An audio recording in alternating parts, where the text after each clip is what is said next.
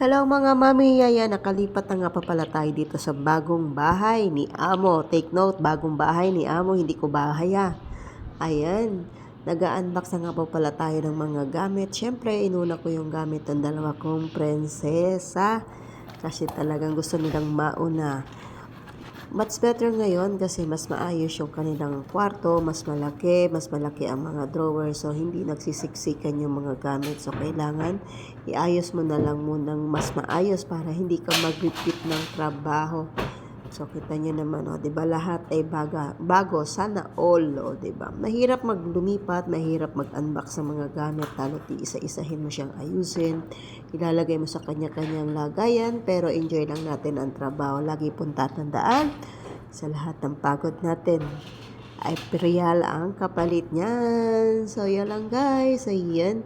Inuuna ko yung ayusin muna natin tong kwarto ng ating mga alaga. Inuuna ko tong sa kwarto ng babae, tapos isusunod ko naman yung kwarto ng dalawang lalaki na magkasama sa kwarto.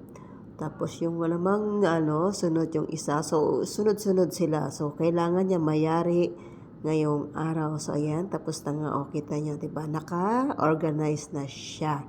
So, lilipat na tayo doon sa kabilang kwarto para doon naman tayo mag-start ng ating pag-unbox, diba? Maayos na siya. Mas masarap kasi maglinis guys pag maayos yung gamit. So, walang hassle, walang abala. Ayan, ang kanilang CR. So, pag naayos ko na lahat ng mga gamit, ang mga box nila, na-unbox ko na, saka ako maglilinis ng bonggang-bongga. Ito nga po pala ang kwarto ng aking dalawang alaga. Yung panganay at pangalawa. So, magkasama sila sa kanilang kwarto. Ayan yung kanilang bed. Ayan yung kanilang computer. Ayan yung kanilang mga cabinet. At syempre, ayan yung kanilang CR. So, ayan yung gamit nila. Hindi ko pa na-unbox. So, mag-i-start pa lang tayo. So, maliit lang yung CR nila. So, okay lang. So, diba? Ganda na kailang kwarto. Sana all, diba? Sarap sana, diba? So, kahit nilang kwarto na yan, magawa ko sa Pilipinas. Ito mga pala yung elevator. Social, naka-elevator ang inyong mami. Ito yung pinakansala dito sa second floor. So, hindi pa yan tapos. Lalagyan pa rin ng kurtina. Lalagyan pa rin ng carpet. At also, ang TV. Wala pa rin siyang TV. So, ayan, kung nakikita nyo, mas malaki ngayon yung bahay kaysa doon sa dati.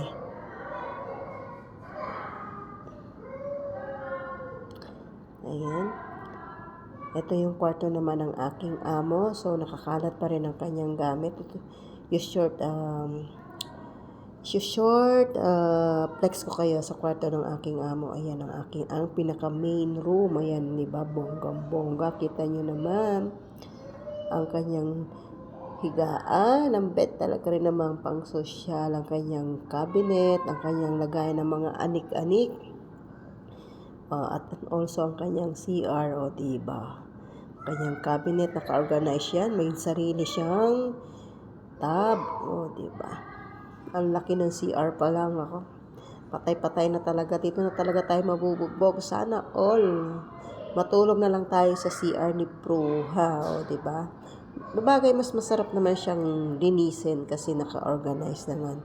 Pag naman na-organize ko na lahat ng gamit, so hindi na rin tayo mahihirapan. So mas malaki yung kanyang cabinet. May lagayan siya ng bag, sapatos, damit, mga bag, at kung ano-ano pang mga annex. So hindi siya talaga rambulan. So ito yung kanilang kwarto, yung kanyang bed.